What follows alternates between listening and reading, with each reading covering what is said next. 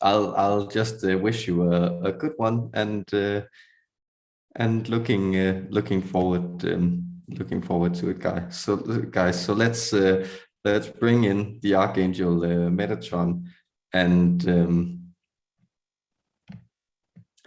get him to yes. What's that, Laura? The questions that were posted in chat. Yeah. Is it possible to repost them quickly? Oh yes. You can't see them in the chat? It should be. I can, and I think I can actually. Yes, there are some here. For instance, Carla asks. Yeah. And Kevin asks. There we go. I see the one. You see the one with Carla? Yes, thank you. Perfect. And Salish about spiritual status. So I had them in the back of my mind too. Okay, perfect. Everything in order. And thank you for joining in YouTube. I see a lot of you over there with cool questions already. So blessings all around, and have a good one, guys.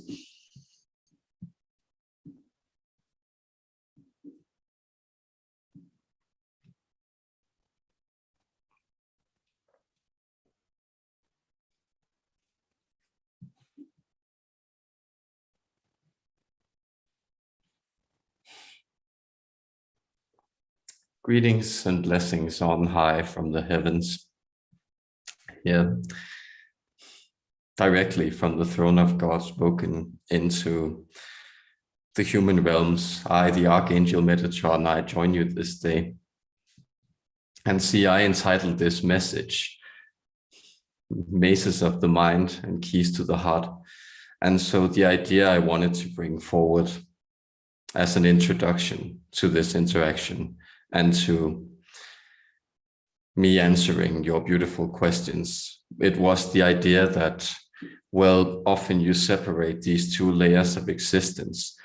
And so you perceive it as if you were getting lost in your mind and as if your heart held the answers.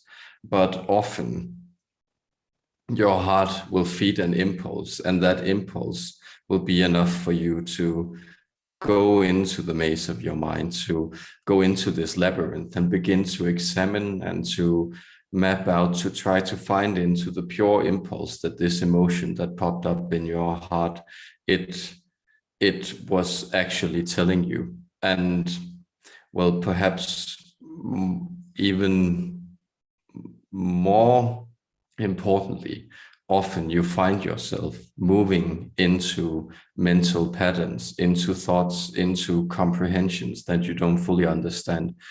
And here you will find that the more you do this, the more you are also pressured to resolve these things in another way. That is, if you have been in your mind state for very long and you have not been able to produce the answers, then this brings forward the surrender. This opens the heart. And therefore, you can think of your thoughts as a key to the heart. You can think of what you are building with these conundrums that you produce that you cannot resolve, also as objects that serve to open the deeper, more emotional, more truthful reality of your inner being. And that being is seated in your heart. And therefore, so many of you may be experiencing flutterings in the chest or pressures, pains in this area, because this area is being collectively opened. It is supported by the energies that present themselves at this moment, that this space should open so that you can progress from limited and restrictive self-perception into expansive consciousness and expansive understanding of yourself. This is what is offered to you in these moments. And notice that even the aberrant thoughts, even the places that you may seem to find yourself in with no way out in these mental cul-de-sacs that you often produce in your experience, these can be illuminated, they can be resolved, the walls can be surmounted by you opening your heart. And that is the invitation that I offer to all of you as we go into this beautiful co-creation and interaction this day. I, the Archangel Metatron, I bring you the sublime and undying, unconditional love of the heavens. I bring you eternal understanding, acceptance, and peace. Blessings from the angels to humankind. Our deepest love and gratitude to you, Metatron. Thank you. Thank you, dear Laura. We thank you for interacting with us this day. It's certainly my pleasure. Our first question we have is from Carla, and she says, I had a daydream I'm trying to understand. I was standing by the Sphinx. I saw a craft land nearby. Two ETs emerged. They had elongated heads, shimmering robes. I did not see feet. They glided towards the large pyramid and went in through the walls. I went through a tunnel near the paw of the Sphinx, and it took me to the pyramid. I started up the pyramid, and suddenly I was wearing a white shift with a golden belt and sandals. I had a platter in my hand of figs and some other fruits. I went into the chamber where they were. I was not to look at them. I kept my eyes down and set the platter in front of them. I backed out with my eyes still downcast. As I moved back down the pyramid, I suddenly was back in my normal clothes. I came back out of the paw of the Sphinx. Was this a glimpse into a concurrent life or a remote view? Was it symbolic of something? I cannot make anything of it other than it just happened. Thank you so much. Thank you, and much love to you and everyone. We thank you both for reading this question and for Carla for posing it. It's a very beautiful vision, isn't it? And notice that, well, the humility you bring forward, both in the way you act in this daydream, as you describe it, but it might as well be described as a vision. See, when you are daydreaming, that is when you are receiving these types of, well, influxes from higher mind while in the waking state, these are indeed visionary experiences. And what you were seeing was in many ways a vision of the future and the past at the same time. See, the Great Pyramid at Giza, it has this type of portal effect where connecting and aligning with the Stargate energies around the Orion's belt, it makes it possible for, well, future humans and past human civilizations to merge into this experience. And so the two beings you saw were two counterparts from your soul family that we sensed their existence in approximately, well, what in your perception of time would be the year 2223. So, well, approximately 100 years from, no, that would make it 200 years from now. We are being told, see, time is quite difficult in these realms, because at the moment you will discover time travel, things will begin to appear far more cyclical for you, or that is, the idea of linear time will disappear completely. And so what they were doing was they were sort of bringing you into this initiation experience of your own self. That is, you are bound to unite with these forces, these higher human energies. And so what you saw were, it's not wrong to describe them as ETs, because these are humans who have aligned completely with their extraterrestrial origins, and therefore are also galactic travelers. But at the same time, they are human beings. And the reason you brought them offerings was indeed because you humbled yourself to the influx of the energy that they were initiating you into. And so try to examine this. You can call forward these two beings, and if you would like to approach them with vibrations, you could call them A and O. That would not be wrong. And notice again the symbolism here of the Alpha and the Omega, bringing you into the full cycle of your own being. This is a helpful way to approach it. We also sense that you may want to, when opportunity allows, you may actually want to seek out the Giza Plateau and the Sphinx and the pyramids, because here there will be experiences, recollections, invitations from spirit reaching out to you. See, you are merging into this higher realm of time, of this non-localized perception of time. This is your personal path into the ascension. And here you are also paving the way for others to walk the same. So our blessings to you, dear Carla, in this, and know that, well, it was a very benevolent vision. It was a very benevolent daydream you have. And the more you begin to align with this experience, accepting them as teaching lessons, the more you will be shown and the more light you will receive. Much gratitude for that beautiful answer. Our friend Kevin also would like to ask about Kambo, Kambo. Yes.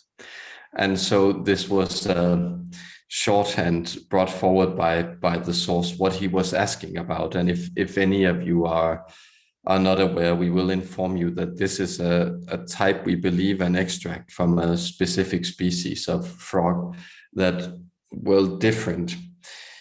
It's South American originally, but has become popularized throughout what we may call alternative culture or subculture in different other societies. And he speaks of the fact that the shaman he worked with has moved away, and she was no longer available to work with. So he wants to experiment with it himself, having acquired a stick with this preparation from the Kambo toad. And what it does is it makes you, well, violently ill for, that is literally sick, vomiting for a duration. And then it's a purification of the body that he has been recommended by extraterrestrial or other non-physical sources before. And since he has experience with it, well, we can just confirm that, well, it's the idea that take it easy, but take it, as an adage goes. That is that, well, you might want to spend some time fasting beforehand, and especially ingesting a lot of water for 2 to 3 days before you do this. You might also want to do this in a period of time where, well, you feel that there is nothing you have to do the next day, and there's nothing you have to do the day before. So it should be in the middle of a 3-day off period that it would be helpful for you. And then don't be afraid of the dosages, because notice your system has already grown acquainted to this. So you are aware that allergies won't be produced, for instance. And this means that, well, you would rather experience a strong reaction that you would experience, let's say, a slight poisoning that didn't really get all of the desired effect out of you. So that is, well, do not be afraid to go hard in this instance. Do not be afraid to trust yourself to administer this. And there you will have this purification that you're looking for. And then we recommend you to, well, not do it for at least 6 months afterwards, because that will only stress out your system, having already purified the pollutants that you want to get rid of in this instance. And we bless you and wish you an exciting journey. And we sense that you will benefit from this. Blessings to you. Much gratitude. Our next question is from Salish, and he would like to know about spiritual status. Yes, and he was simply asking another of these shorthand comments that the channel put in, but he was simply asking about his spiritual status or his progress at the moment, and any advice that I could give him on this. And well, our advice is actually to center in on yourself. That is that, well, your connection to these practices, that is bringing through higher dimensional energies and connecting to them and using their advice to navigate your own status, it's in many ways helpful, but also using it as a segue from what we were speaking to, the advice we were giving before to Kevin, that was, well, administering this medicine to yourself. That is, there comes a time in your spiritual journey where you also have to make the realization that whatever advice you can get, whatever outside influences you can rely on, you are essentially dispensing this advice to yourself. That is, it's still things that you decide to take in. And what often happens if you become too reliant on outside regulating forces or advices, that there will be a type of increasing gap between the encouragement and the advice you are receiving and the physical reality you find yourself in. So the more that you can actually, well, disconnect, it's perhaps not the correct term, but sort of disengage your mind and your attention a little from outside influences and move them into your own heart space, move them into your own sense of vitality, move them into, well, the air you pull in and out of your lungs and the blood flowing around your circulatory system, the better you will be served by this, because you are in a place where you are completely ready to change. And here the change can only be made by you. So that is really the thing that you want to focus on. It's you allowing yourself to change, to become radically altered.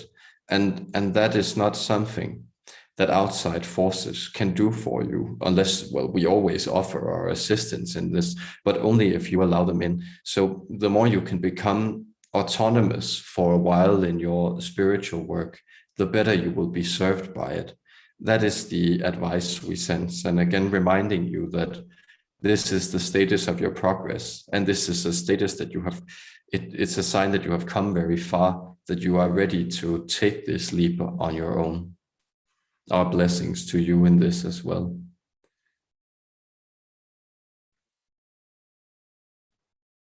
Much gratitude. Steve would like to ask his question next. Greetings. I just wondered if my guides or highest self had any messages that would benefit everyone. Thank you. Oh, that's beautiful. Thank you too, Steve.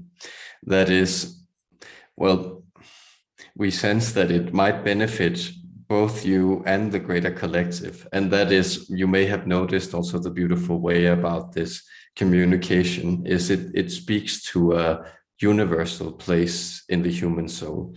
Because, well, where you are at is in many ways by, well, what we are sensing, the guides that are very present in your energy field now are the small tykes or the sprites or the elven spirits, and they sort of want to tie you down into the ground. We sense this as a very benevolent energy. It's these sort of woodland entities or they're also sometimes called nymphs or dryads, or these sort of female spirits that want to tie your feet to the ground.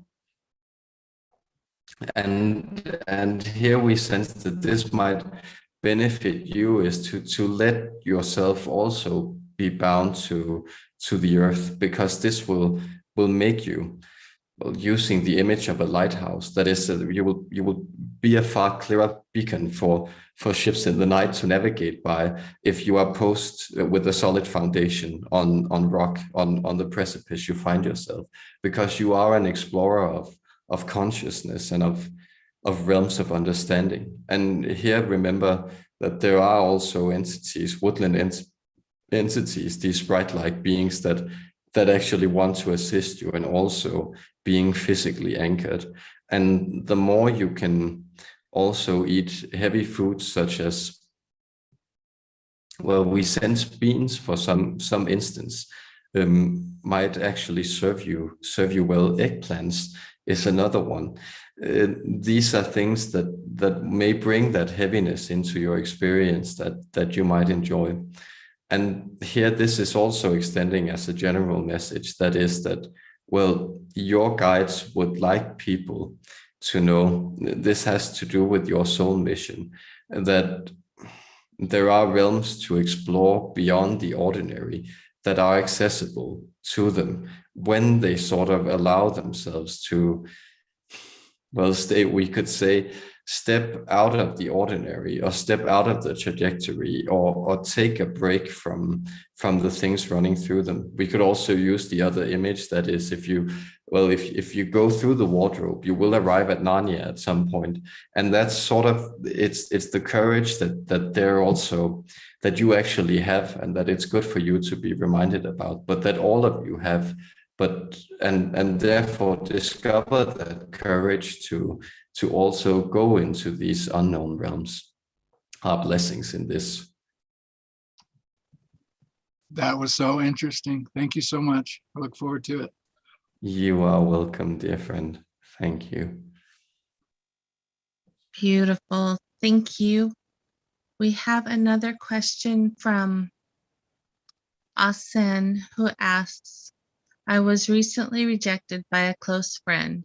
I wanted to know how rejection serves us. Yes. Notice here again that there is a type of, you could almost call it well, seeing that everything is intertwined. That is, you were in a sense also repelled. That is, if this was not meant to happen, then it did not happen, because it showed you the configuration of your true energy. And so when there was this exchange, right now you are thinking of it as a rejection, but it's indeed more of a delineation of where you are and where this person are.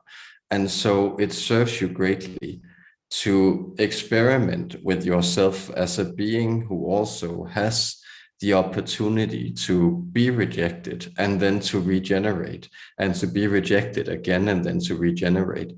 And well, it might seem as though, and it often does, especially if you go with the rejection narrative, that, well, you sort of sign your power over to this being, and then this close friend you mentioned, and then this person, and now we are assuming it's a she, but then has the power to decide whether or not you are worthy or not. But indeed, notice that there is a great worthiness in opening yourself up, and there is a great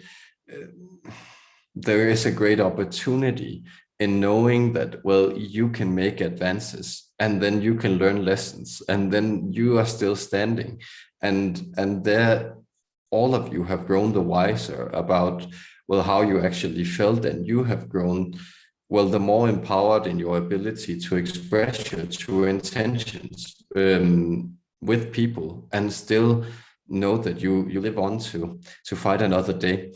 And we do know that this has been a theme that has turned up with well, in different circumstances while interacting with entities coming through this vessel through which I'm speaking, and that you have been, well, say, prophesized. It has been prophesized around you that around this equinox there would be great changes in your romantic status.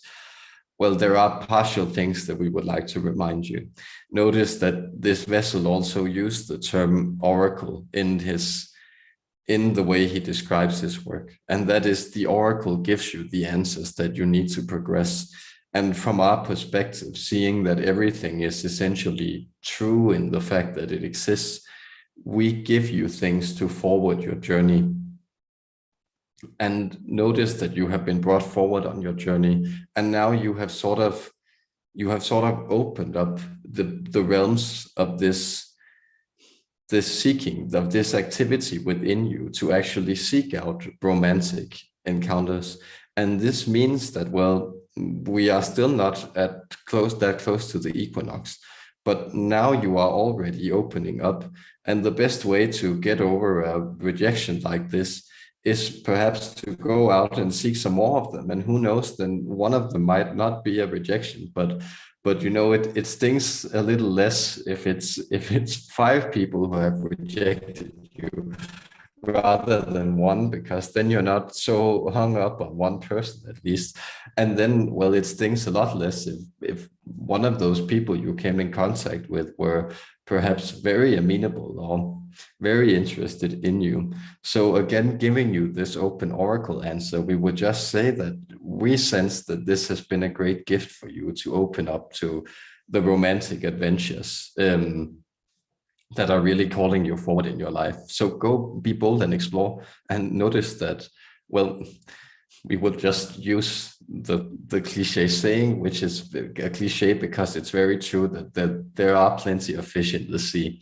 So go fishing and have good luck with that. We see that it will be a very interesting and rewarding journey for you. And our blessings in this. Yes. Much gratitude. Neva would like to ask a question next. Hello, Metatron. Can you hear me? Yes, we can. Blessings to you, friend. Hi. Blessings to you. Nice to meet you. I have a question about moving abroad, which is on my mind for a few years. There are a lot of hurdles involved, and so many that it seems hardly doable to make that move and just go. So I was wondering if you have any insight on that or any advice on how to approach this endeavor, and maybe also a more general advice to people who are wanting or wishing or willing to achieve something which seems hardly doable and very far away, but what they do want. I don't know if this is English or not. It is. You are making perfect sense, dear friend. Good. And I do have much advice on this, because notice how you experience it. And this is very human, and this is the way inspiration works, is you receive this vision of being in a different place and having a different life. And then the path there seems so hard to attain, but it's the vision that attracts you to take the first step. And notice that you will take the first step. And so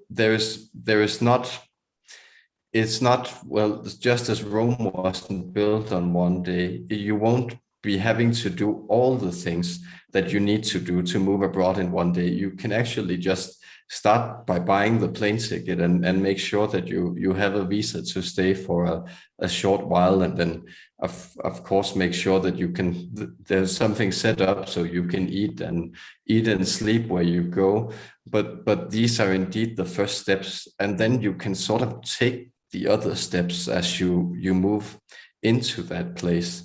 And it's indeed the same if you want to create something. That is, you start with the intention. You have actually the vision of the finished project, but then you just start with, well, sitting there. Let's say you want to compose an album of music, and then you just start by sitting down at your piano and mapping it out. And there you will feel if this is, there might be difficulties and challenges, because that's a part of the game of life, but you will feel supported. You will feel like there's an expansive process that supports you. And then it's also worth knowing, in the case of moving abroad, that you might also find that when you shift your energies from the situation you are in, you all of a sudden connect to a place within yourself where everything seems far more possible. And we could say more, well, if we were to use a more negative term, it's also that, well, if you put yourself in these places of stress, then you actually have to succeed. And that also brings forward, it's not nice to think about, but humans just act, do their best when their backs are against the wall. So that's also why often your higher selves put you in these situations where it seems like, as I began the introduction, that there's really no other place to go than to connect to your inner self and let that thing come out of you. So just notice, if you begin taking the steps, then you will be supported in this, and you wouldn't have the vision if it wasn't something that you felt, well, was possible in some sense. That is, that you rarely have, well, okay, this is perhaps a weird example, but it's of all the visions that you could possibly have as a human being, of all the things you could individually dream about, you very rarely dream about things that are completely unlikely for you to do. That is, it's rare for people who will enjoy visual expressions, for instance, to dream about composing symphonies, and vice versa. And that is, it's rare for people who really enjoy being sedentary in the place they are to have visions about creating a life in another place. So it is something that your higher self, a dream, it brings forward for you to realize, and then enjoy the journey, because it is a journey. And once you get there, it will expand itself into other visions. So you are supported in this. Okay, nice. Thank you very much. Blessings to Blessings. you. Asan says thank you, and Shyam has a question. Yes. Thank you. Greetings, Max, and greetings, Metatron. I really like the opening segment where you point out that when we reach the end of seeking with our mind, then the heart opens. I feel I have kind of similar experience at a very small scale in the recent few weeks.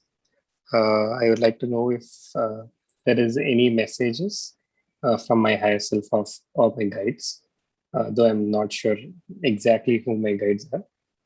So any messages from them at this moment of time would be helpful. Yes. Thank you. Thank you too. And we do believe the energy that we are sensing, and also from recollection, we do believe that you may be in the area of southern India. And the very interesting thing was that, well, then first, the vision that appeared on the inner screen here was the idea of you straddling two realms at the moment. And that is that you already have your leg in the new reality. And where you are now is sort of that place where you feel you are stretching because you haven't quite moved into there, and you know you are already going there, but now you are sort of dealing with bringing the other leg into this place. And the reason that we connected to this area of southern India is because, of course, the image that then presents itself is of the monkey god Hanuman, who straddles the space between the island of Sri Lanka and the Indian subcontinent. And here there is luck and prosperity to be found, because in many ways it's your ability to. There's this other myth that we're then led to where he rips open his chest, because that's where the name of God is written. And so it's just that you are overseen by the forces of your heart space, and the guardian angel that sort of presides behind your heart space. We sense here that, for instance, Archangel Raphael is very powerful in healing this space, because it's in many ways here you will find a deep and growing confidence emerging. We also sense there's a lot of interesting Syrian energy and some other alien collectives that are working with you, but that is here in this place where you are going through upgrades. You are very much in an upgrading space, and that might manifest in your physical self as a type of, well, having to take some downtime, having to relax, and at the same time feeling like this is the one thing that you shouldn't be doing because there's so much energy moving through you. But just know that, well, it's your heart is being opened and your physical reality is being changed for you to move into some experiences that are very interesting to you. And this you can really rely on.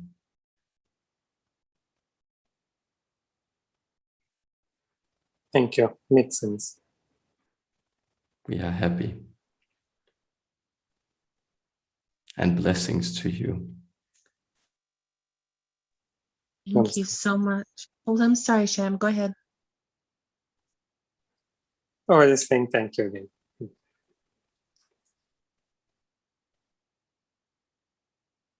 We have some more questions from YouTube. Simon Brown says, hey, Mads, Simon from UK here. Can you ask Metatron to explain and give some examples of what numerical codes are? Also, can we have a description of the soul print? Yes. The soul print may seem to notice that I enjoy working from I enjoy taking the last element and then working it back into the first origins. And so this is indeed a way to understand numerical codes. But that is, the soul print may seem to refer to a special understanding of which the lexical index translating my consciousness is not aware. But if you were to speak of, well, the idea of the soul having a specific imprint, it might be very helpful for you to, for instance, go back to the recent message I delivered around the idea of, yes, the 12 of 13 dimensions. Here you will also find a lot of information on these numerologies.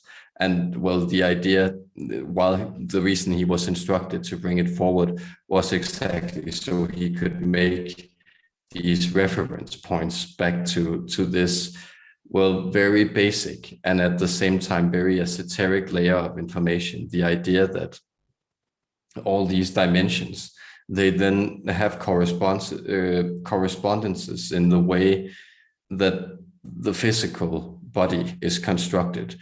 But notice that then these numbers that you relate to them, all these have qualities that are in themselves sacred and, well, dynamic.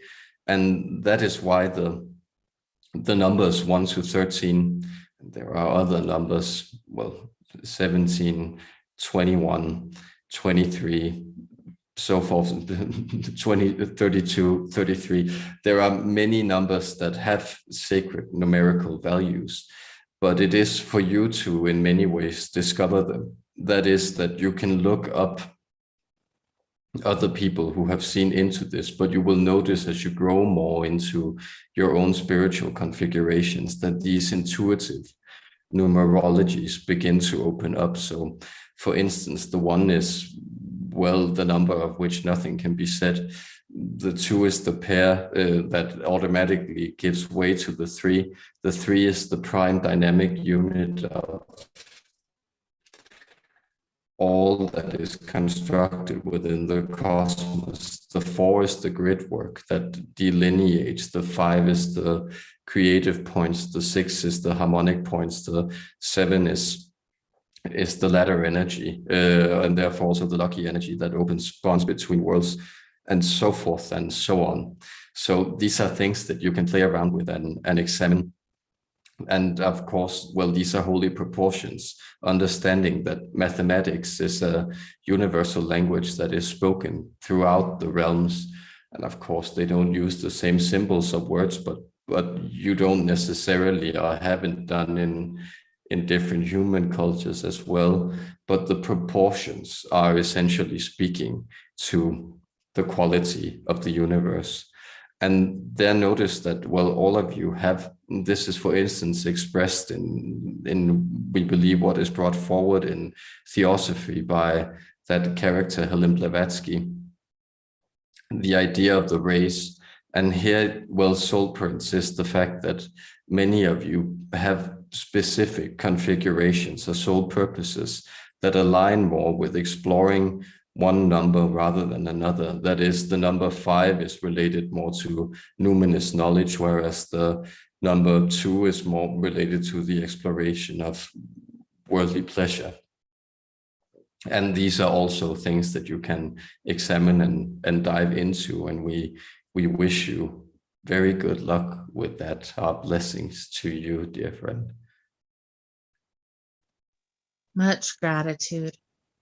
AJ says hello and sends their sparkles. And their question is, are you able to give a little insight as to why I incarnated in this lifetime without compromising anything I'm not necessarily supposed to know? Yes. Well, I would ask why not? That is, human beings tend to ask why, and you might as well ask why not. That is, well, if you weren't having this experience, the alternative would be either you having a different experience or you having no experience. And seeing that you are, as you also began with the sparkles, a spark of the divine, then you have already set yourself out to have an experience. And then the reason that you incarnate is essentially for you to explore what it is to be a human being in the configurations that you then come into. And for you, that very much had to, well, it had to do with this type of, well, adventurous spirit. That is, some spirits, they come here, well, more for, wouldn't call it hedonism, but just the pleasure of experience. And others come here because they want to heal deep wounds, and some come here of compassion because they want to guide others back to the light and heighten the vibration of the planet. But you came much here to play around, that is to have a go of it, to really have an adventure. So the more you can find your inner Indiana Jones, or whoever, what energy you might want to identify with, that's really seeking out the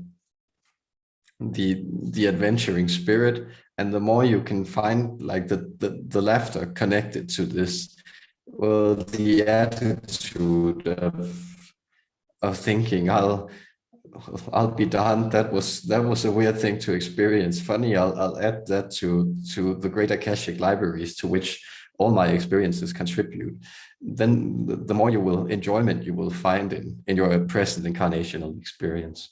And we bless you in this. Know that you are being overseen and guarded as you explore and go on adventures in these realms.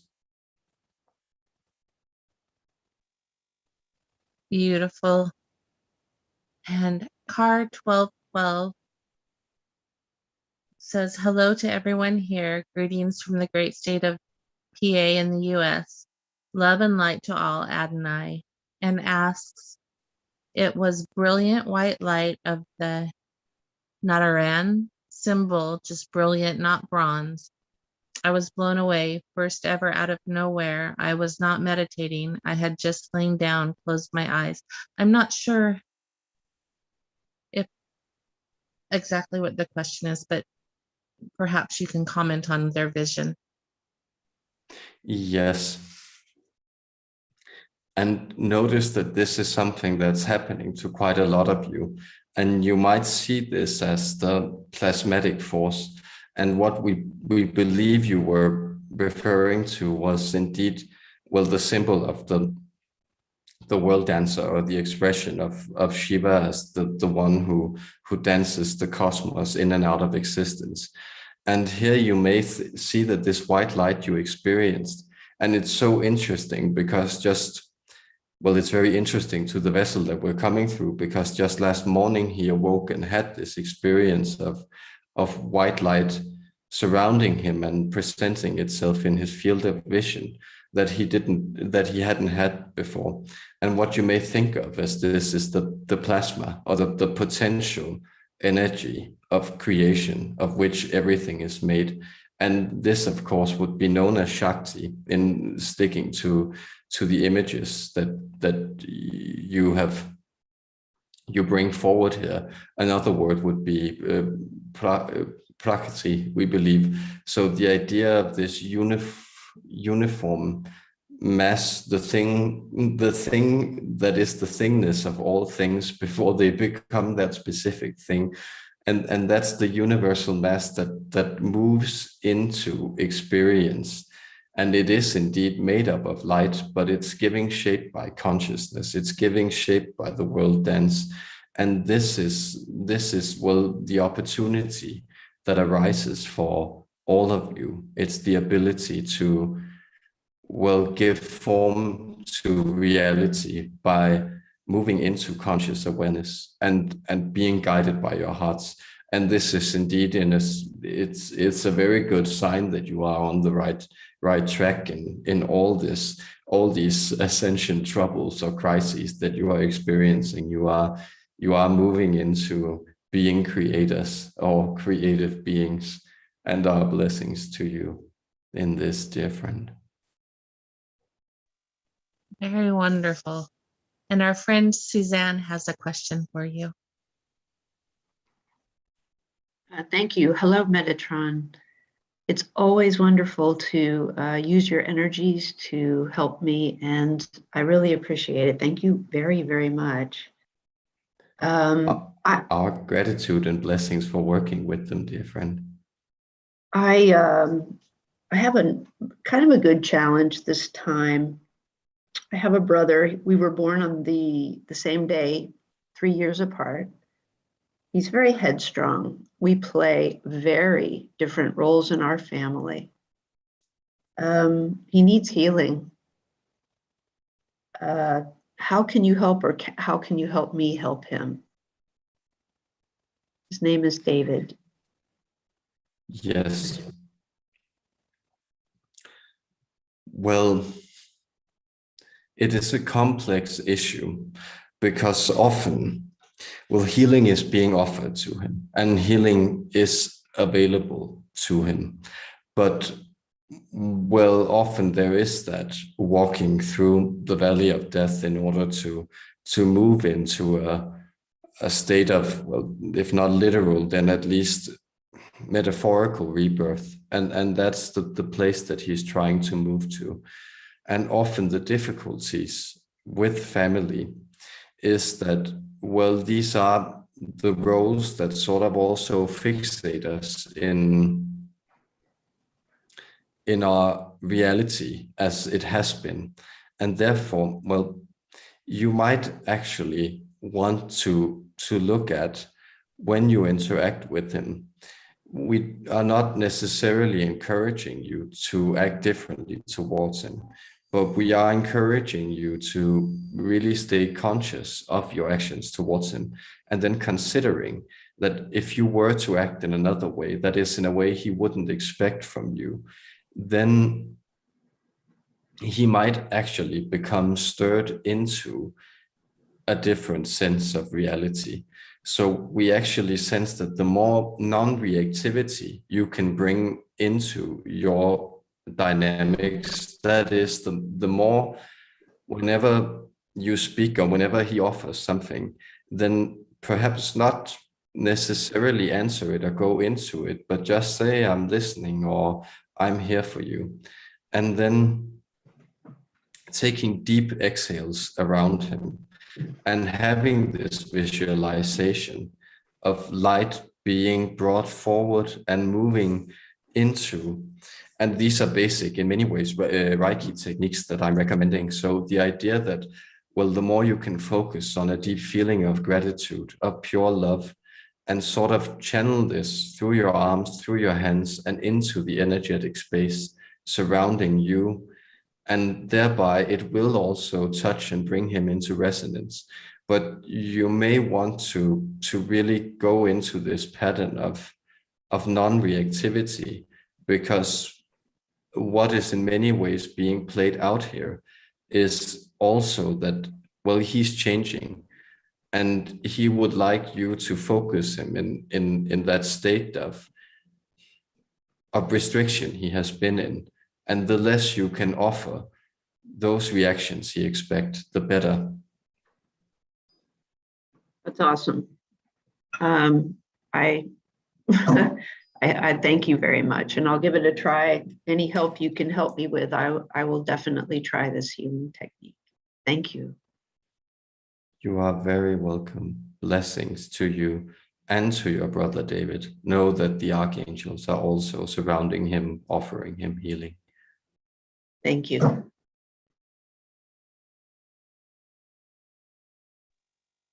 Thank you so much. We have another question from Yana. She says, good evening.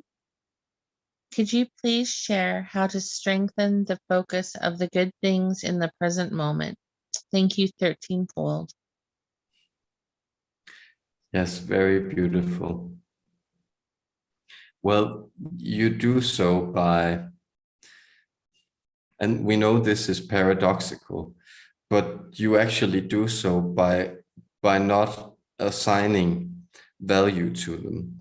That is, it has often been told that, well, do not judge. And this sometimes is interpreted by human beings as do not have an opinion or an assessment of what goes on, which is quite the impossible feat. But it is rather the fact that, well, if you are isolating things as good, you are also latching on to an aspect of them that might seem, well, that is in a sense fluent or hard to grasp, and so fluid and hard to grasp.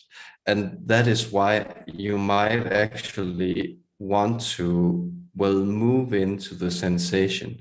So the more you move away from the perception of these things and into the bodily sensation that they're stirring.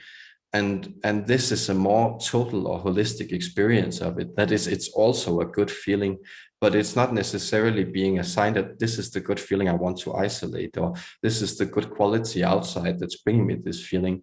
It's more the immediate pleasure, enjoyment, the gratitude that's cultivated by you being in that moment, and that's so immediate. And that sort of feels as a slight fluttering of the heart or a heightening of the vibration.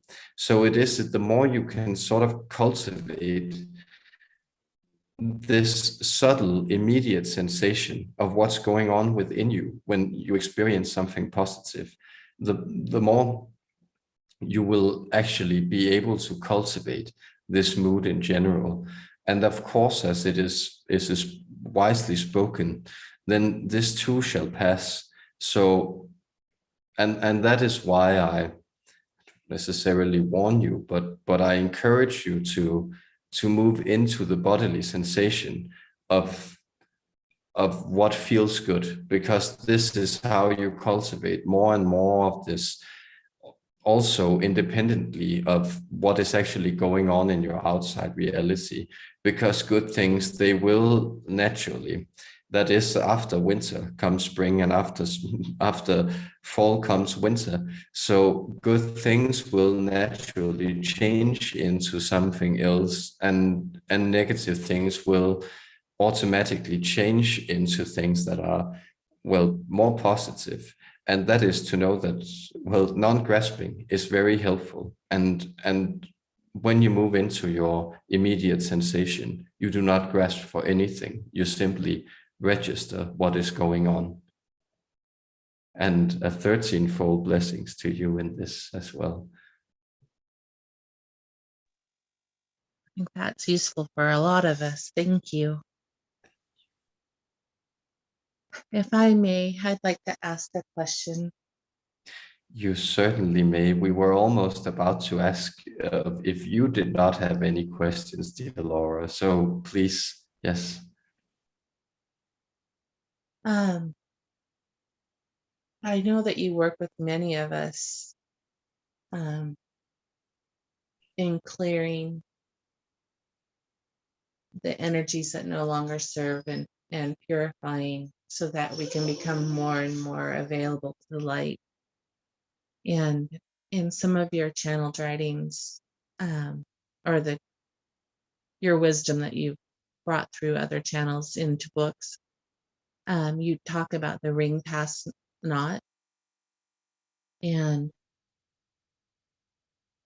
I wonder if you have tested me in that way, or if you can speak to me about that. Well, yes. That is that you may feel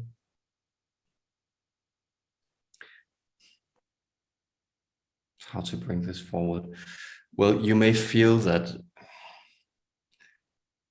these negative experiences or these hardships, well, they are in many ways knotted up. And these are indeed, well, the knot that ties the energy of your heart space down into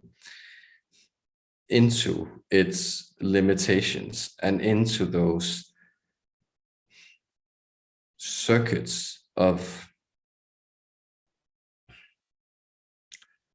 well, masochism, we would almost say, like the torture that you sort of instigate towards yourself in order to at least feel something. So there is an element of safe harm within this. And then when you begin to try to resolve this knot, you actually move into the energy or the intention of wanting to feel better, to wanting to live a more meaningful, purposeful, more bright and light and happy life. Then you begin to pull on one of these strings. And what is so hard to discern for a human being is whether or not, well, is the knot, is it loosening or is it tightening? And what happens is, of course, if you begin to pull on, as you know from resolving a knot, if you begin to pull on one of them, it might actually, even though it's serving the untangling, it might actually tighten something up and make it more present. So the wounds that you are experiencing and have experienced in your life, they are coming forward to, it is actually because you are resolving them. And so it sort of turns into a more condensed, more tight, more restrictive experience before the knot untangles completely. And this is indeed where you are at. And well, yes, we could say we we have tested you.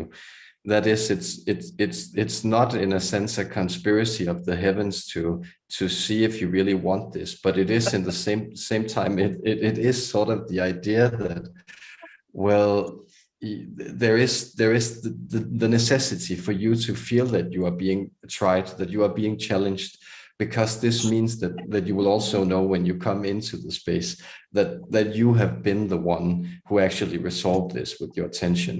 And that's also why, notice that often we fulfill the prayers of human beings by sending you assistance, but not by performing miracles, because that would just be a little too easy for the game of life to go on.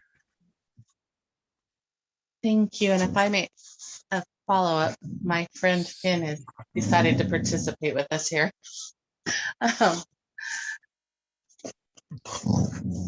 Beautiful. We love all living beings. I will come back. I believe Asan has a question. They wanted to know how to balance giving and receiving. I seem to give more than I receive. Yes. And this speaks to the issue you were also discussing with our dear friends, the Elohim, our emissaries into the physical, the last time, this idea of boundaries. And well, often this is a very universal problem between people who are gathered here. That is what's sometimes termed light workers or star seeds. That is people who have strong memories or strong soul incarnational patterns of being in places, densities, where these energies flow far more freely, and where it's not difficult to share the light because there's plenty of it. And when you come down here, it's often a very hard experience for you to navigate how to also keep your limits, how to in many ways economize the resources you have, because there are limited resources in the realms of time and space. That's not to in any ways negate the message of universal abundance, which is a truer, higher spiritual message. But of course, you may find that there is the natural law of time that you cannot, as there is the natural law of physics, that the two things cannot occupy the same space at the same time. So this also means that, well, you do have limitations in the way you use your attention and your resources. And how you manage this is that, well, partially you practice receiving, because there is, and this is not to blame the victim here, so to speak, but that is that it's so easy for so many of you gathered here today to be the ones giving, and it's almost then if reality hands you something to receive, you go, oh, how do I rebalance this out so I'm the one that's giving, that has given more than I receive. And this is sort of a place where you can work on going to. And if you really want to move into it, you can do these regressive patterns where you move into your infantile state. And if you have the memory for it, you can begin to recreate, believe this exercise has been brought forward, but remember, where were you yesterday? Where were you a week ago, a month ago, 2 months ago, 6 months ago, a year ago, 4 years ago, 10 years ago? And all of a sudden you will find yourself being back in the state of a newborn. And here you were in the complete receptive state. And if the more you can integrate that, well, helpless, hapless little baby that you have been into your present experience, the more you can also align with the receiving energy of allowing to, well, simply, well, drink from the bosom of reality, because that's in many ways where the abundance flows. It's from the great maternal energy of the divine that brings you forward everything you need. And here you can sort of also work on being, then economize with your giving. That is, if you feel that you give too much, and this might be in specific relationships, then try, and this will feel unpleasant for you, then move into the space, and this comes slightly afterwards, being that small child, moving into the space of being a selfish kid. And you may, if you have been around 2 or 3 year olds, you may also, well, remember, like they do this thing where they just yank things out of their hands, or if you want to play with them, and then you touch one of their toys, and then they go, no, that's mine, that you're not having that. And that's another energy that you can work with, that this will feel uncomfortable for you. And you can, of course, work into the psychological circumstances of why is it that you have been conditioned to be a giver more than a receiver.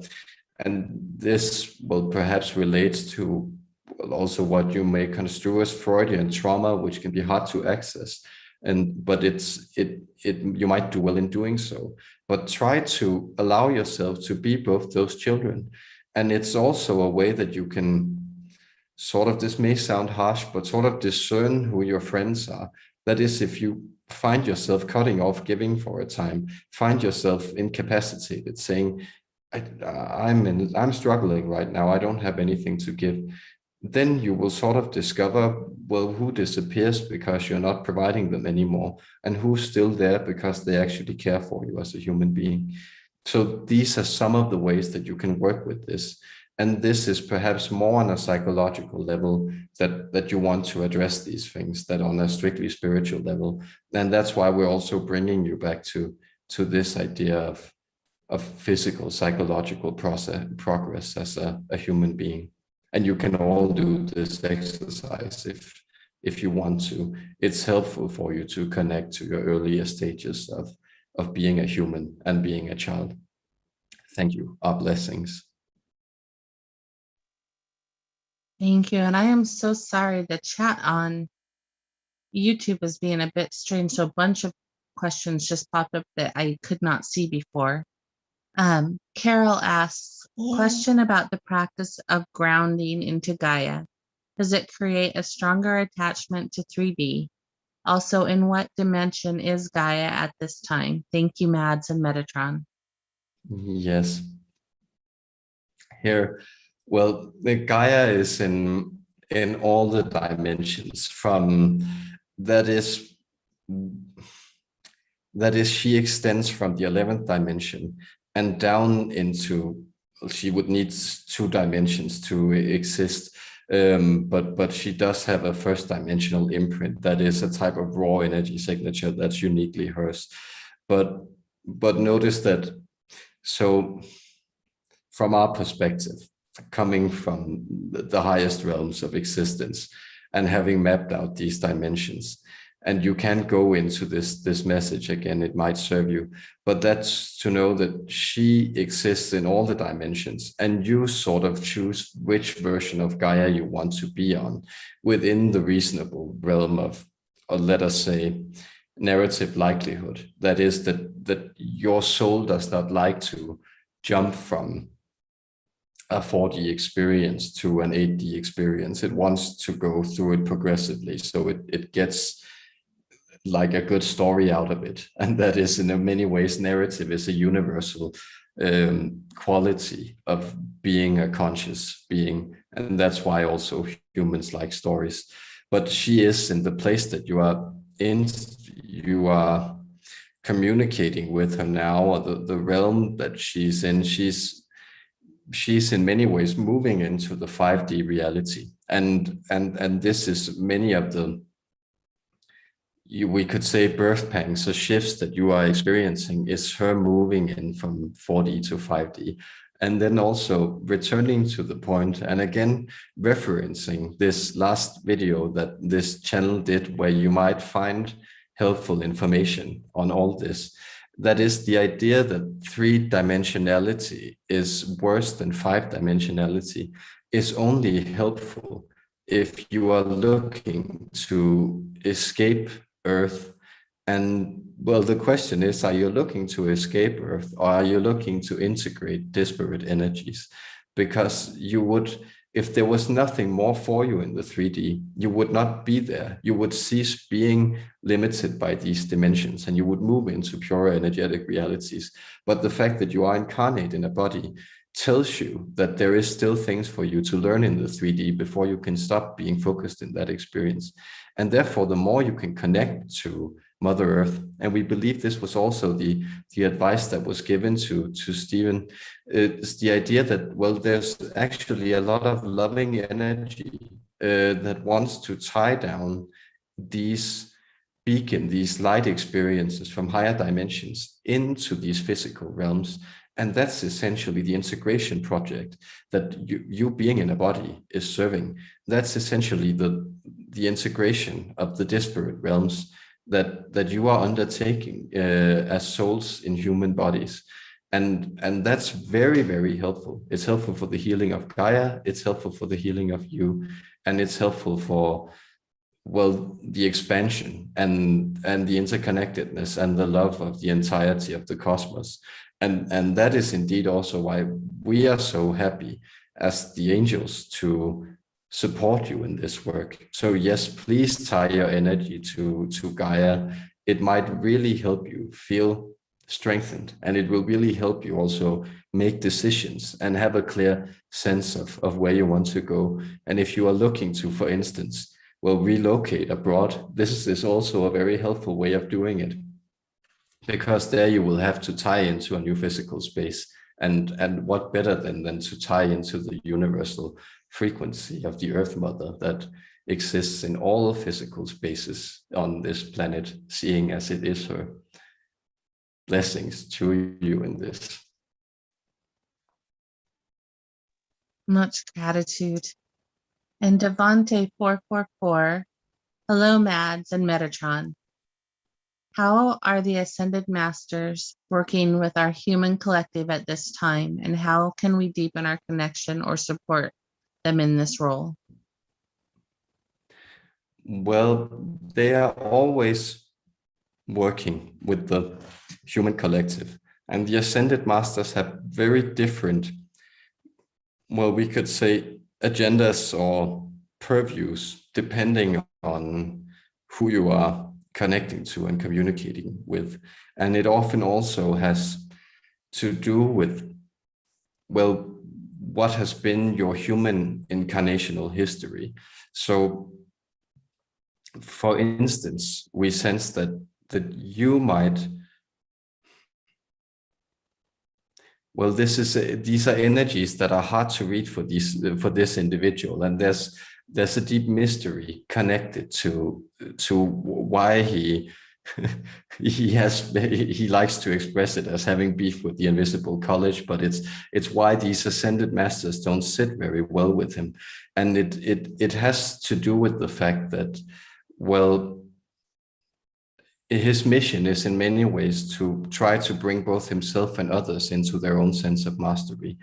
And here you can use the Ascended Masters to instruct you as human beings who have already walked this path, and who might, well, then show you things. And we believe there is this, is she called Kui Yin or something like that, this female Chinese master who might serve you, and here we are speaking to Devante, to connect to some of these energies that you want to integrate in order to come into your own mastery.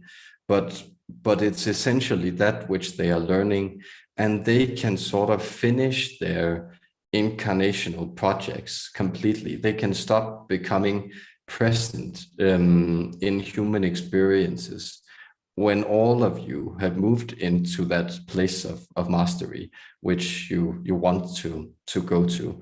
And that's their common agenda. But depending on who you connect with, that's very much dependent on, well, who you feel resonance with in your incarnational histories. And that is something for you to explore.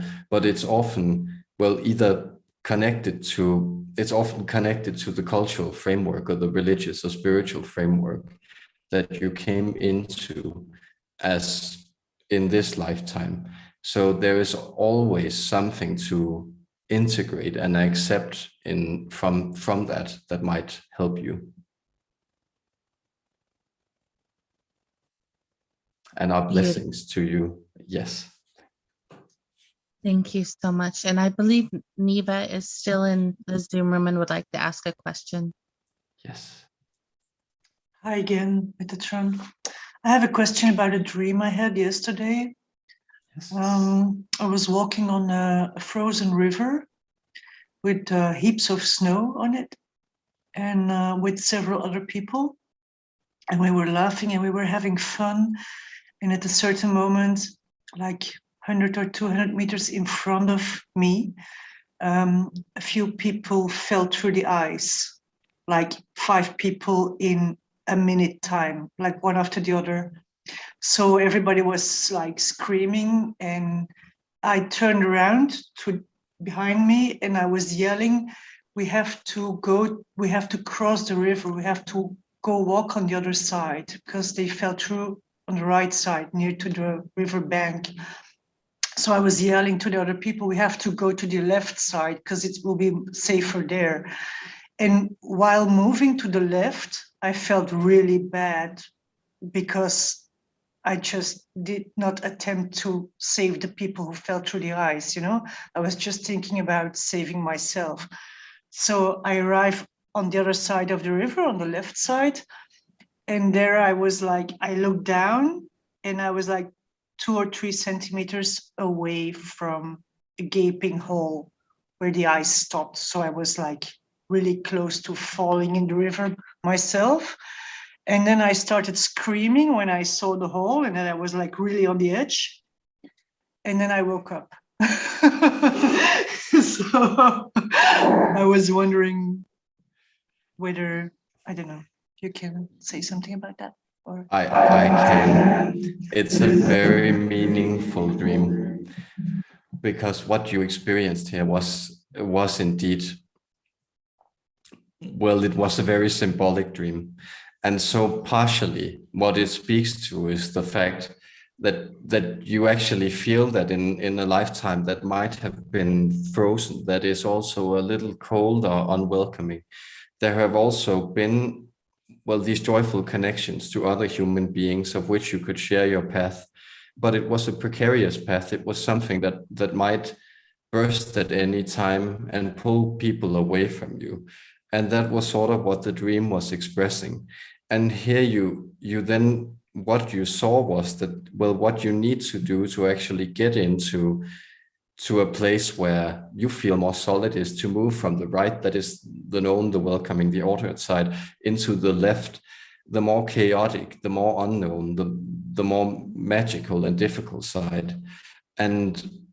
And there you might be at risk of losing someone, or at least you cannot reconnect to them or fish them out of the river until you have moved on to that left bank. And this is where your focus should be. And that was what that hole behind you was telling you. That was that if you have remained and tried to save the other people, then you would have been dragged down. So also with your dreams of relocating, it's speaking to the fact that you want to follow the progress. You want to move into that unknown where you're called. And then people will be able to save themselves from the river and join you and crawl up on the bank. We can assure you. But what the important lesson here was also that, well, as you often know, and is repeated in spiritual circles, but it's the fact that you need to tend to your own sense of integrity and health in order to help other people and offer it to them. Other than that, otherwise you are sort of, well, just struggling together. And that's of course what's expressed in an aeroplane when you need to, they tell you need to fasten your own oxygen mask and put on your life vest before you help your child. So this is the lesson that's in this, and it's a powerful one. We sense it was a very powerful dream, and there is definitely a message that speaks to the fact that you are moving into that left bank, but you need to also just feel the ground beneath you now, and to know that, well, you are seated here. Okay, wonderful. Thank you very much. Blessings to you. Blessings. Wonderful. Thank you. And Angel Wings says, question for Metatron. Being a blue avian, are there certain ways that I could ground better, or other ways to ground myself with crystals, or just feeling of the earth on my feet the only way? Well, we would be very impressed if you were primarily a blue avian. That is to say that, well, you are primarily a human being and you find yourself in a human body. And if you don't believe us, then go look in a mirror, and then we are sure that the mirror will confirm that reality. Or go ask someone on the street. We are sure they will confirm that reality. So the way you can ground yourself is actually by trying to not attach yourself too much to these patterns, because there are millions upon millions of energy patterns moving through you.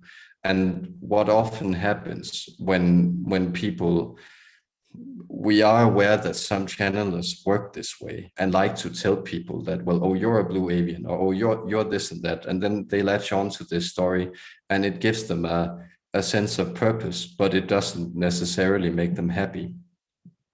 And therefore, well, greater happiness is achieved for you to actually begin to explore your own realm here. And if you would like to do this from the perspective of the blue avian, you are welcome to do so. But it's your choice. It's not something that's determined by anything someone has told you or you have discovered, because there are so many other energies working through you, both past lives, both angelic, both fairy-like, or from the natural realms, and both from these chiral universes, and then of course of the galactic explorations. So yes, so build altars in your center and work with energies that serve you. And we sense Ruby might really serve you at this moment as an energy that you want to connect to. Red porphyry would be another one that might serve you. So energies that will have this more pure, let's say, pure creational quality. Red energies, they might serve you greatly at this moment. That's also, if you could eat aronia we are getting, or pomegranates, that might also be something that you want to connect yourself to. But notice every time that you say, I am something, you are making a narrative about yourself. And this narrative, you can use it as a scaffolding to expand yourself, or you can use it as something that constricts you. And that is, we forget the English name for these types of jerseys that you would put, or shirts that you would put people in older days, where their arms couldn't escape them, and that's a straitjacket. And just be careful that your narratives are not straitjackets, but scaffolding instead, that you're used to build from. And there we bless you in connecting to these higher energies that you wish to connect to.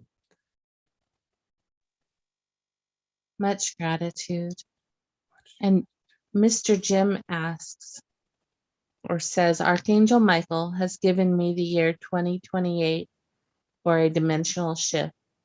If true, I want to know more about the meaning of this and how my life will change. Thank you both. Yes. And that is, it's also a theme that we have been moving around today. It's the idea that, well, all process is both gradual, but also then has sort of dramatic shifts. And speaking to the dimension of narrative, that is that, well, there are chapters, and you might often sense that you move from one chapter to another, or one part of the book or another.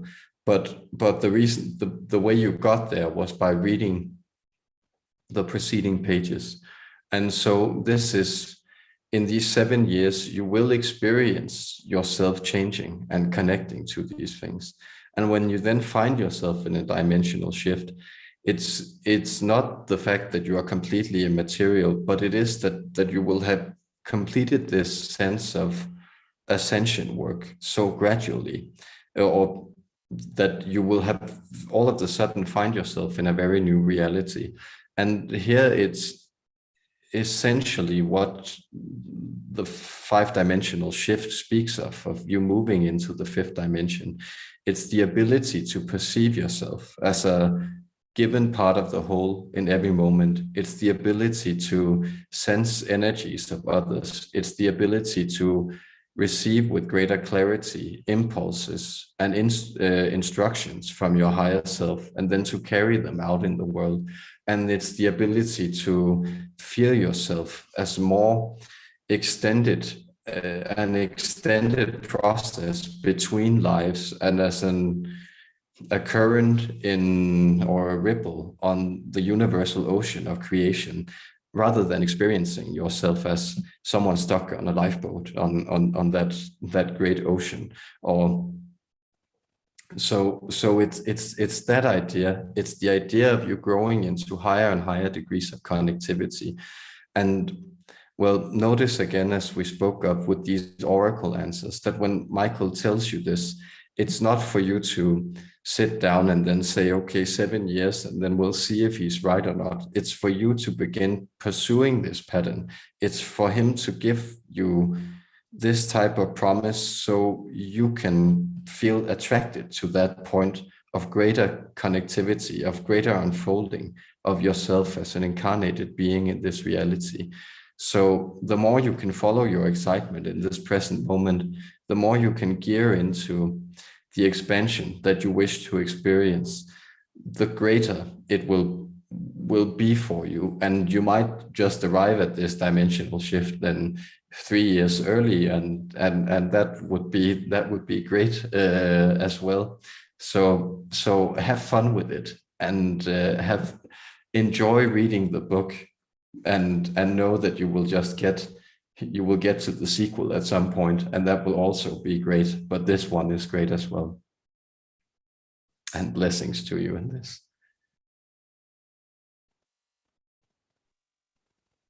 Thank you. And Nuabi Satap says, hello.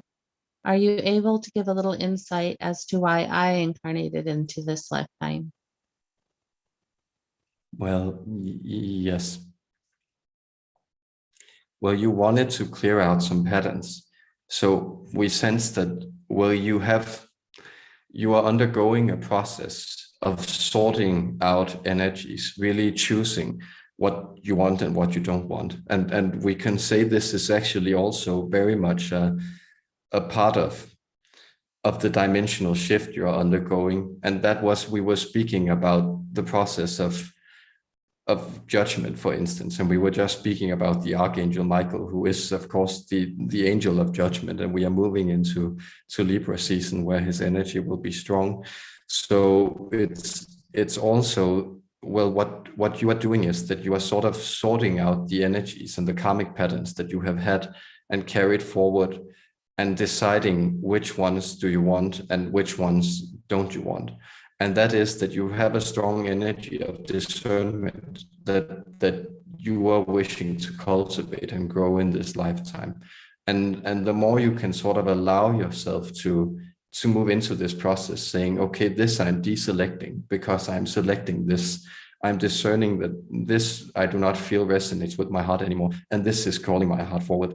The more you will come into this process, because there you have this energy, we could say this sorting energy, and this will be something that you also then have the ability to lend to others, the ability to say, well, of course, with their permission, but the idea that, well, this might not serve you, and this is in resonance with you. And this also means that, well, the more you do this for yourself, the more you grow the ability to connect to other human hearts, and then be able to assist them in this process, because you are all assisting each other. We are all assisting each other. You are also assisting the heavens in the expansion of this cosmos and the growth of reality. And blessings to you in this. Thank you. Thank you. And Marina Bozek says, question, please help. What should I do? My life is a psych horror. When can I have a normal life? Love. Yes. Well, if you lay down your arms and surrender, and notice that this is, we know this will sound very, very provocative to you, and there will be all kinds of protests coming from your inner thing. Well, but these things that are threatening me, they're so grave, and I don't want any part of them. And if I don't keep up the fight, then bad things will happen to me. And that's, lay down your arms and surrender, because it's how these things that you feel you are fighting are actually working through you is by getting them to fight them.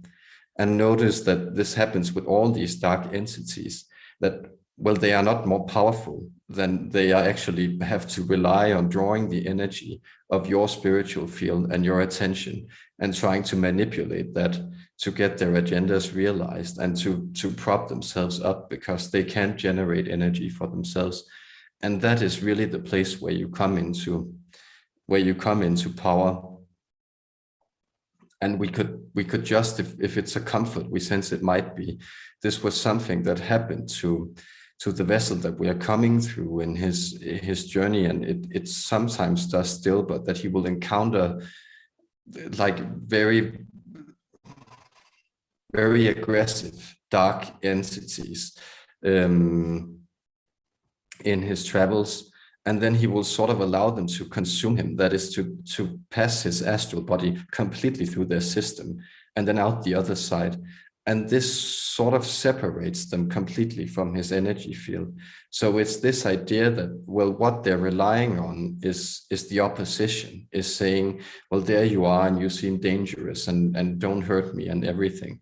But if it's just, well, you can consume me, but you can't hurt me because I'm an eternal piece of light made up of source. I'm a spark of the divine, and whatever energy that you are looking for here, you can't consume it because it's not in resonance with you. That is a way to approach it. So the more you allow yourself to relax deeply and call in the assistance of, well, Metatron, you might actually want to contact Michael. I'm very happy to work your energy grid into a lighter vibration. But if you're looking for a champion, then you can invite Michael in to do the battles for you. And then just say, well, now he's taking care of it. Let him take care of it while I rest, while I lay down my arms and take care of myself. And then connect perhaps to positive memories, positive experiences. And these are easy, perhaps most easy to find in nature or around animals if you feel it's hard for you to figure out where to find them.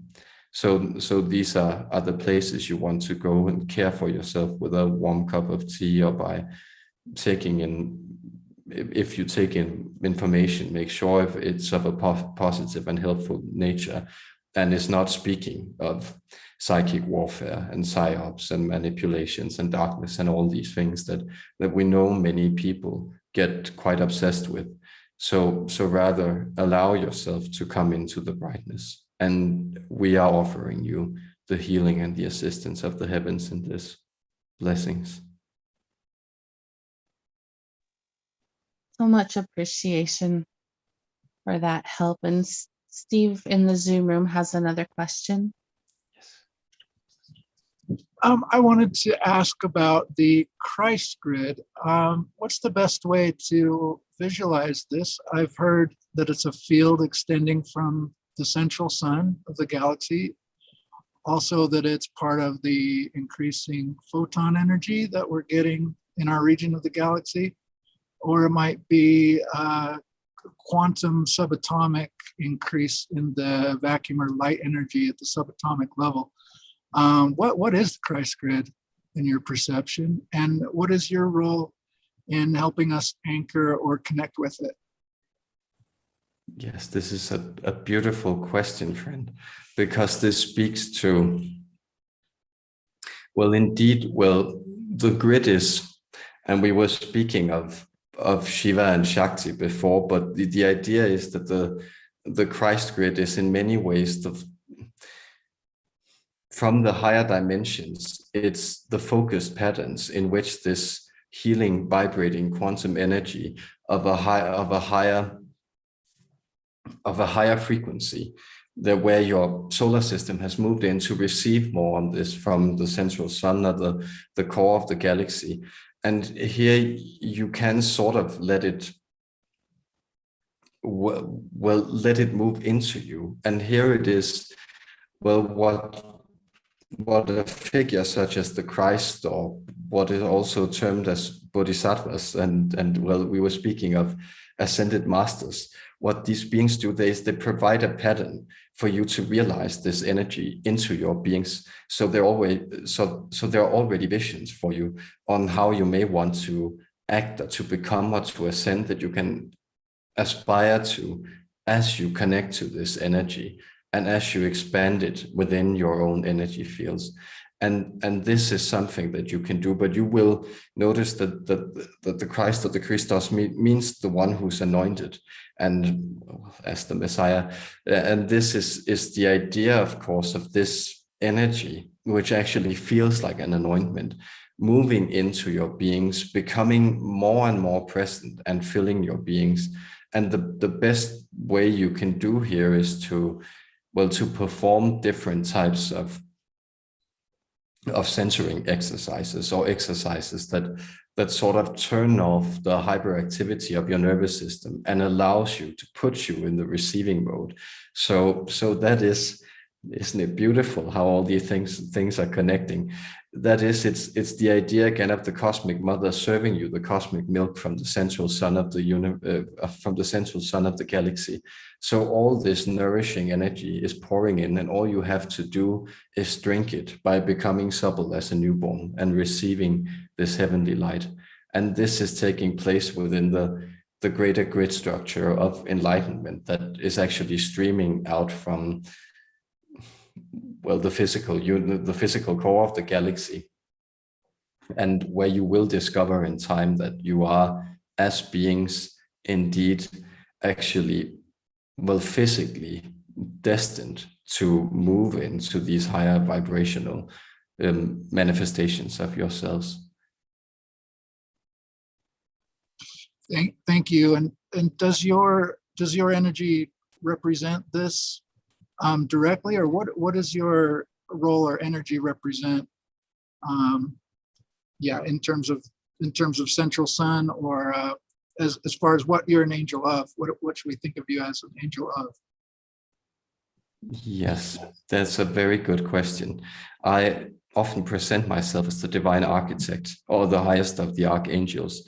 That is, I'm the aspect of the divine which maps out the lower regions, and therefore the term grid is very well used in association with my energy, because what I do is essentially I map out these pathways for beings to climb, in order for them to move into the angelic or the completely harmonious and non-temporal realms. And this is where you can connect with me. So I, in many ways, well, compared to the other archangels, I am less engaged in interceding directly in human affairs, and more with constructing a reality around you that you can then move into, that's more conducive to you building the light within yourselves. Thank you. That's very enlightening, literally. And I've also seen your symbol represented as an infinity sign, just to give people a clue to how it connects to you. Thank you. Exactly. That is, thank you too, dear friend. This is a very helpful way of connecting to me, because indeed, as I speak to you from the throne of God, and that is in a sense the highest place that you can situate yourself as a conscious being, here you do sense that everything runs around in this current of unified oppositions. In infinity, everything is created in love. Blessings to you, dear friend. Thank you. And our friend Kevin is on YouTube now and is asking, I am not one to have the glass half empty, but I am curious if there will be similar things to COVID-19 in the upcoming decades. I have read a few articles about different bacteria and random rare viruses around the world, but nothing at a large scale. Will we be facing new and different pathogens in the future? Yes. As understandable as this question is, I must inform you that I am barred from answering it directly, as we sense it. This does not, well, that is an affirmative answer would only serve to grow fear within the human collective, and a negative answer might be perceived as deceiving you, because there have been plagues all throughout human history, and you might experience new challenges to your collective realities, but many of these will be, let us say, more isolated in your expression.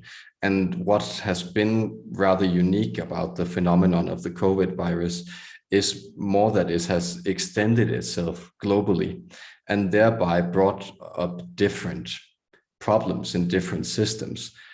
Well, and also some universal problems, while often many of the diseases that have arisen in the past, they have manifested themselves far more differently locally.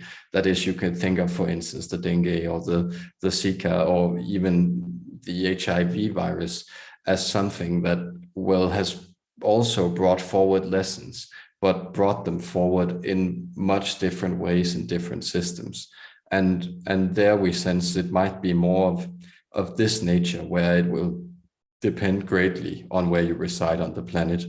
But notice that you are also expanding into being beings that work more consciously, that is saying almost with a more directed sense of engineering of who you are, both physically and spiritually, and therefore your relationship to disease will also change as a species. And we bless you, of course, always we bless you, even in these hard times and trials that you undergo.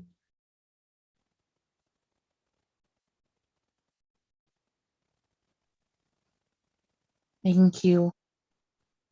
And Mr. Jim had one more question. Is it true the closest soul fractals to your own soul is in a grouping of 12 other souls, and then a larger group of 144 souls, and so forth to the creator? Is this structure accurate in this universe? Yes, this is a very, very helpful structure. And that is to also, let us say, the true mathematics of the universe actually works more in units of 12, and that might be very helpful. And notice that some, for instance, we believe the Babylonian system, and if this mind is correct, perhaps also the Mayan system, have worked more in systems of units of 6 and 12 and 60. So using these types of fractals, which are more easily divisible with each other. So you would, for instance, come upon a year that has 12 months of 13 days, of 5 weeks, of 6, and then it has a week in the end that can be, well, added and subtracted depending on how you want to adjust it to the leap year. So this is, for instance, a system that's more in harmony. But notice that reality is also infinite, and that means that, well, your consciousness working with it also is able to subdivide these things in very different ways. But yes, it is true that you usually have 12 guides that are the most aligned with you, and sometimes these shift positions, and then some of them sort of fade out and others will take in this place. But it is a very helpful and very true way to approach these things, and your guardian angel will always be there as one of these.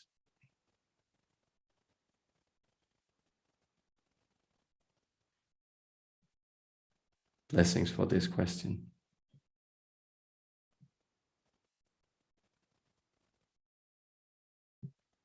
Thank you so much. And there's a great deal of love and gratitude and blessings being expressed from the YouTube for yourself and for Mads. And how we're almost at 2 hours. There's one more question, I believe, in the Zoom room. Do you feel up for one more? Yes, our friend says that is fine. And we also believe you had a follow-up, dear Laura. Oh, I will come back to it another time. Yes. Or perhaps I have one that's in another direction. We'll go ahead, Neva. Laura, if you want, you can ask your question. I'm fine. Oh, you're quite, it's all right. Go ahead. I think. Okay, thank you. So Metatron, you just, regarding the question about COVID and other pathogens in the future, you said that COVID has caused some universal problems as well. Can you elaborate on that, please? Well, I'm simply speaking to the fact that it has, for instance, revealed a great deal of, let us say, social disconnection in the way that human beings live their lives. That is in where almost all of human populations exist is within some type of governmental structure. And here, well, the way that this has then been approached or organized has very much revealed the alienated nature of the individual living within this society and this governmental structure. And this may have, well, I believe it's helpful to say that this speaks to the general disconnect of the human spirit, that so many of you feel that, well, the pain of existing does not necessarily stem from the fact that you are a temporal being and that you reside in a body, but it speaks to the fact that you feel separate from outside reality, from community at large, from forces that seem to regulate your life. And so the encouragement that is very much moving into the human collective now and is taking and is showing you so many different consequences of where you will go in the future, is in many ways this need to connect both to your own power and this need to connect to a greater sense of empowerment within human organization as such. That is, you are moving into a type of, we could call it a new tribalism, that is the need to have immediate connections and immediate resonance patterns, immediate sources of emotional support. And these are some of the universal patterns that have been revealed to, well, almost all people, that is, all people living within governmental structures, which apart from, well, from minute tribal populations in different parts of the world are by far the greater majority of humankind. Mm-hmm. Okay. So there are parallel societies which are being created everywhere, societies or initiatives where everybody is welcome, also people who choose to not have a vaccine. Is that the kind of immediate interaction and support you're talking about? Yes, but notice that many of these are perhaps more of or the societies that you have moved into increasing, we could say this type of interaction is indeed one, because, well, we do not believe you had to show a vaccine passport to join in on this live stream. So that is to say that you are in many ways exploring new ways, digital ways of connecting, other ways of connecting. Mm-hmm. And there I sense I'm also coming from the 12th dimension, and this would be, well, the question of the passports might be something that would be more suited for 6th-dimensional entities who then give you very, very varying advice depending on their agendas in regards to this. But that is to say that it's a certain subgroup of people who sort of enjoy perpetuating either this sense of alienation or this sense of ostracizing someone who focus greatly on that vaccine as an either-or switch. That is, it's in many ways a storm in a cup of water. Notice that there have been lots of collective undertakings in your lifetime that you may experience as great infringements on your personal values. That is, well, 2 generations ago, 3 generations ago, 4 generations ago, it was very, very common for, well, young men primarily to be sent off to their deaths for ideological projects that they didn't agree with. And therefore you might ask yourself, well, what kind of sacrifices or compromises are being demanded of me in my life that I'm willing to make, and what is the hill that I'm willing to die on? And that is sort of the advice I can give you, because it is your own choice to make. And from the perspective that I am coming from, that is the heavens, none of these choices are more correct than the others. It's the fact that you choose that's important. Okay, thank you. That's helpful. Thank you. Thank you too. Blessings. Beautiful. And I will ask one more. I wonder if you can talk about the nuances between the astral body and the astral plane and our Merkabahs and traveling or working from within the Merkabah. Thank you. Yes, this is a very, very beautiful question. Because as you maybe are noticing, and this has to do with you also ascending into the 5D, that is, the astral plane can actually be construed as the planes that what I would often refer to as this perhaps 7th, 8th, 9th, 10th, 11th dimensions, or let's say the 7th, 8th, 9th, 10th, and then let's say the above ones for another time. But that is, the etheric dimensions are, well, humans being connected into more pure energetic reality. And then the astral plane is often where these, well, non-incarnate or non-physical beings exist. And here the realms of time and space, they operate out of completely different configurations than you may experience. And the Merkabah is indeed that protective grid, which sort of carries you both through the etheric, through the astral, and into, let us call it the divine realms, the 11, 12, 13 dimensions. So here it is of the nature of the cosmos. It's built exactly like the cosmos, and it is a fractal of it, but it is also your personal vibration or harmony expressed in that fractal. So it has both a unique and a universal imprint.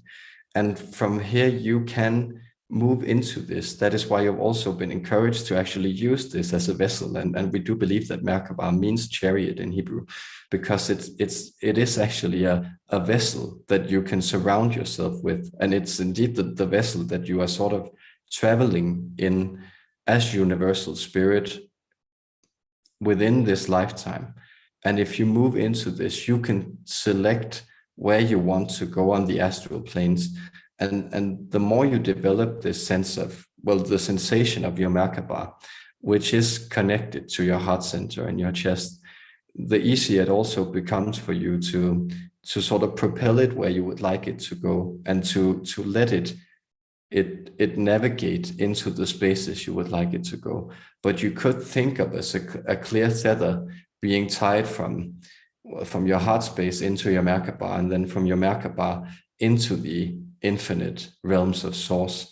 And here, if you can just, well, align with it, climb into it, and then allow for that infinite part seated out there to pull on it, and then it will bring you where it is most relevant for you to go.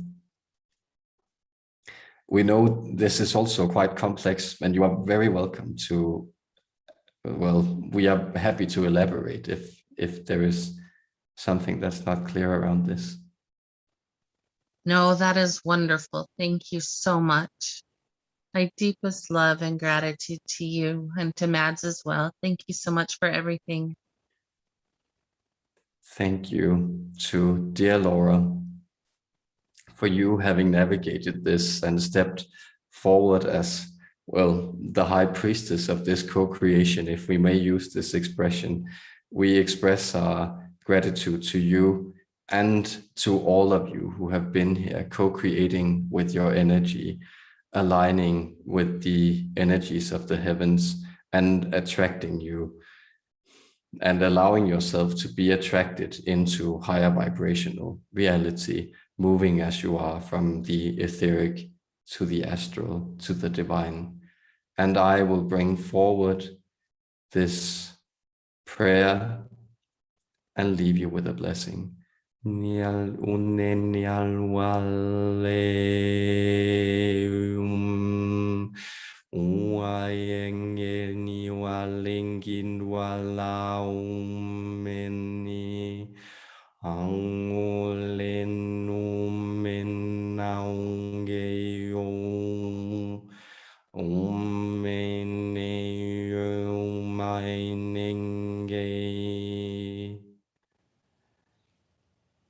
Yes, and from this place to all places, from all places to this place, a great web of filaments connects all these separate experiences, all these separate beings into one great web of light and love.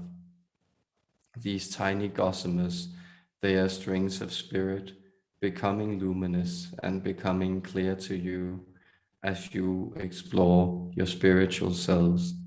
I, Archangel Metatron, I have been grateful for this communication, and I leave you with the unconditional, undying, eternal love of the heavens, our peace and our blessings.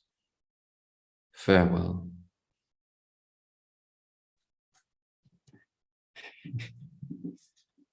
Yes, who doesn't like the angels, guys? That was a lot of fun for me, at least, and thank you for all your beautiful energies.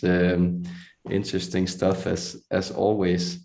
And the next, yes, a little blown away by all that lovely energy. The next live stream will be on the 22nd, the equinox. So no on next Sunday, but Wednesday the 22nd, same time, which will be noon on the eastern seaboard in the States and 6 o'clock in Europe, and you can calculate from there. The Arcturians will join us for an Arcturian equinox, so Umblam and the gang will bring us into the balanced energies, and I'm looking very much forward to that. So hope to see you there, and many blessings to you, and may you enjoy whatever is left of your Sunday where you are on the planet. Much love, guys. Thank you, Matt. Thank you, Chris. Bye. Bye. And